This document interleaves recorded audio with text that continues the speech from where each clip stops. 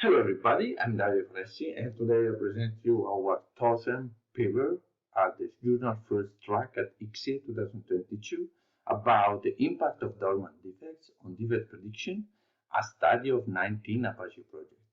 This paper has been developed by me, my master student Alok, while I was at the California Polytechnic State University, and my collaborator Massimiliano Berta from University of Sanya.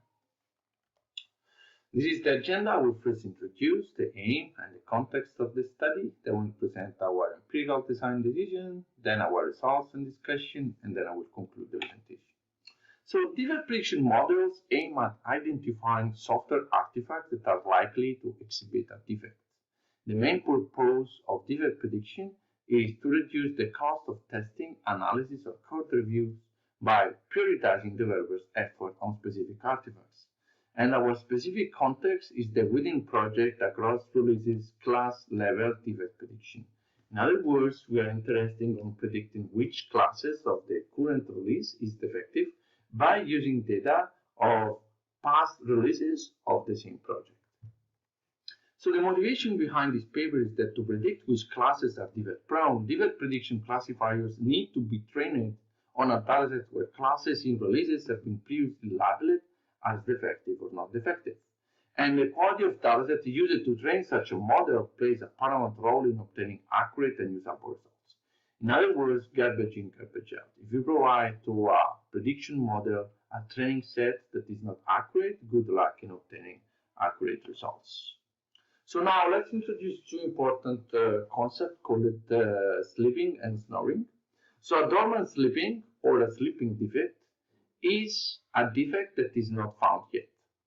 A class has a noise that we call snoring under two conditions. First, it contains at least one dormant defect, and two, it is labeled while all containing defects are still dormant. In other words, a snoring class is a class that seems to be not defective because all the defects in the class are still dormant. So a class that seems to be not defective, but it is defective. Now, to better understand this concept, let's use this example. So in this example, we have three classes, class 1, class 2, class 3, and three releases, release 1, release 2, release 3. Now, in class 1, in the first release, we have an injection and a fix of a defect, then an injection and then a fix. In class 2, we have an injection, a null, and then a fix. And in class 3, in release 1, we have an injection of two defects. Then in release 2, we have a fix of a defect, and in release 3, we have a fix of another defect. Now, what happens if we label class 1, class 2, class 3 in release 1 while we are not in release 3, but we are in release 2?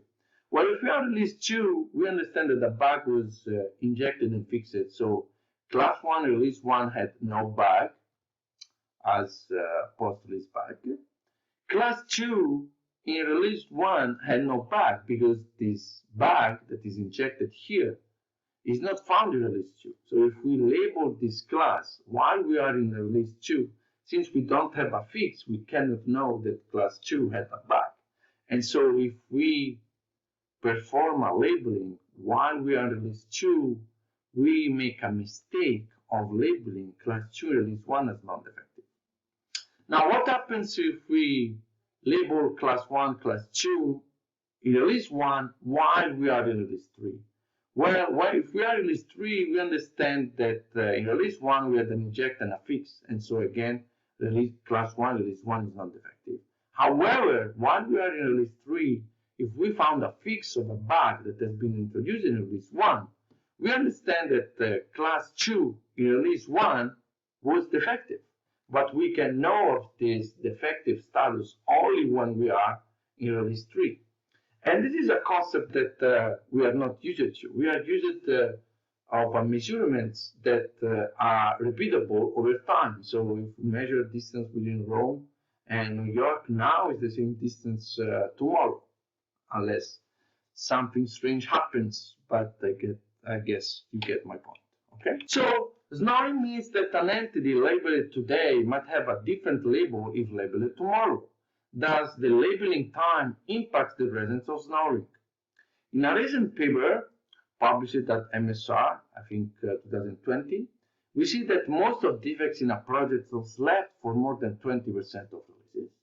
And we also noticed that the proportion of defective classes that are not identified as defective while they are defective is more than 25%, even if we ignore 50% of the releases. Now, the aim of this paper is to know and inhibit the negative impact of snoring on defect prediction. In other words, we know about snoring from another paper. We just didn't know the impacts and how to deal with it. So we have two research questions. The first research question is, does snoring reduce defect prediction performance? And the second research question is, does defect prediction performance improve if we remove from the training set the classes that are labeled as non-defective in the last releases? Research question 1 is, does snoring reduce defect prediction performance? So the rationale behind research question 1 is that we conjecture that the presence of snoring classes can be as classifier during training, so that of course training set with snoring is worse than a training set without snoring. So our hypothesis is that there is no difference between the prediction performance achieved by classifiers when training on another set with snoring versus the same dataset without snoring. These are the details of the 19 Apache project used. As you can see, they're pretty heterogeneous. As dependent variable, we use the relative loss, which is the distance between the performance of a classifier trained on a dataset with snoring versus trained on a dataset without. So in terms of validation, what we did is that we measured the characteristics and so also the labels of classes of all the releases of a project. And we removed the last 50% of data just because we don't trust this data. We believe that this data has noise. We have to know that there is snoring.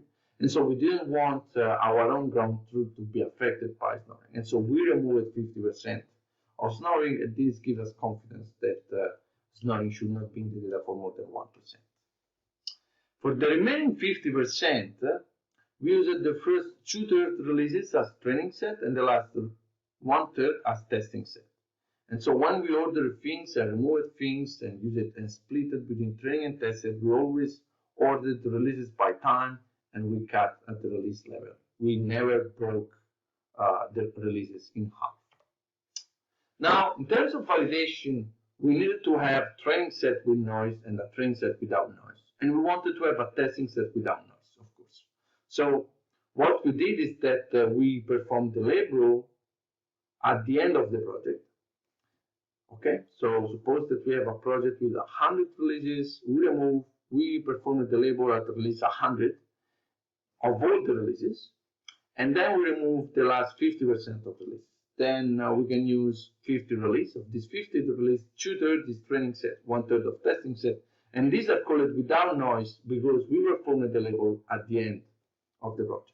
Whereas to have a training set with noise, we used the same training set that we used before, but label it at the end of these releases. So label it at the 60% of releases of the 50% of releases that we used.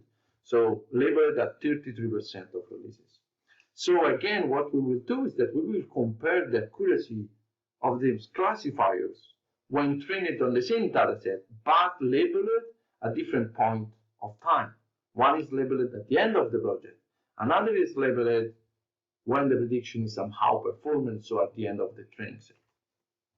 So we used 15 classifiers, we used feature selection, we used 16 well-defined product and project metrics, and we used AutoVega for tuning the hardware parameters. So before we look at the accuracy results, let's look at the differences between the training set with noise versus the training set without noise. So if we look at project Agro, for instance, we can see that the training set without noise has 54 defective classes, whereas the training set with noise has only 17 classes. So this means that 37 classes in the training set with noise are erroneously labeled as non-defective, and this because the bugs are not found yet at the time the labeling is performed. And these are the results. So you can see the box and whisker plot distribution. In blue, you can see the training set without noise, and in red, you can see the performance of the training set with noise. Those performances are in average across projects and across datasets. If you're interested to know about the performances of specific projects, of specific classifiers, you can look at the paper. So in practice, we can see that the precision decreases with noise a little bit, but recall decreases a lot. This is extremely significant. And the same with F1, AUC, Matthews, and Kappa. So regarding relative loss, so again, relative loss is how much we lose when we train a classifier on the same training, but with snoring. We can see that precision in average decreases about more than 40%, but the recall in average decreases by 90%. So this training set really reduces our ability to identify defective classes. Okay. I remind you that this decrement in accuracy is not due to a different training set. It's the same training set, but labeled at a different point of time. These are the statistical results. We can see that the difference is statistically significant for recall and AUC. You can see that p-values are always zero, close to zero, and the magnitude of the difference is very large. And regarding precision, we can see that the p-value is rarely below alpha, which is 0.05. Regarding this question 2, does defect prediction performance improve if we remove from the training set the classes that are labeled as non-defective in the last releases? Well, the rationale of this research question is that research question 1 is interesting but not really actionable. So yes, we understand that there is nothing. Now what do we do? Well, at the time of the prediction, the practitioner does not know which specific classes snore. The only information they can leverage to remove snoring classes is that younger releases are more likely to contain snoring classes than older releases, this by construct, and classes labeled as defective cannot be snoring. So the only feasible and realistic approach that can be used to remove snoring at the time of the prediction, so at the time we measure some data, is to remove all classes labeled as non-defective in the last releases. Okay? So in research question 2, we are in the shoes of practitioner who reflects on whether training classifier know less but non-noisy data rather than all data. So our null hypothesis is that there is no difference between the prediction performance achieved by classifiers when trained on an entire dataset versus a portion of the same dataset where classes labeled as non-defective are removed from the last releases. Now let's look at the design, how this design differs from research question 1. In research question 1, we used the same training set, just to observe a different point of time. In research question 2, we use the same point of time where we perform the labeling because we cannot go in the future to measure the present. So we stay in the present, we measure the present and the past, but what we do is that we can remove some of the data, okay? So this data, the last release of data is removed, and we check the results, and then we remove the last 2 releases of data. And when we remove those releases, we understand that if it is defective, it is defective. So it cannot be affected by snoring. So we say we remove the releases, but we actually remove only the non-defective classes from those releases. That, by the way, are the majority. So the independent variable is the number of releases from which classes labeled as non-defective are removed from the training set. And then we compare the accuracy of models when training on training set obtained by removing all classes labeled as non-defective from the last 0, 1, 2, 3, and 4 releases. As testing set, we use the same testing set we use in research question 1, that is the testing set without noise. So this is the results, again, in average by project and classifiers. In 0, you can see the performance by removing no data, so by using the training set with snoring. With the red, you can see the performance when the classifiers are training on another set when the last release of data is removed. In green, when the last 2 releases of data are removed, in 3 when the last 3 releases of data are removed, and in orange when the last 4 releases are removed. You can see that the red distribution is always higher than the blue distribution. You can see also that AUC is much less white than the other distributions. This is interesting. This is the average results. So you can see that if you remove the classes labeled as non-defective from the last release, you increase precision by 17%, you increase recall by 41%, you increase F1 by 32%, Kappa by 39%, Matthews by 32%, AUC by 3%.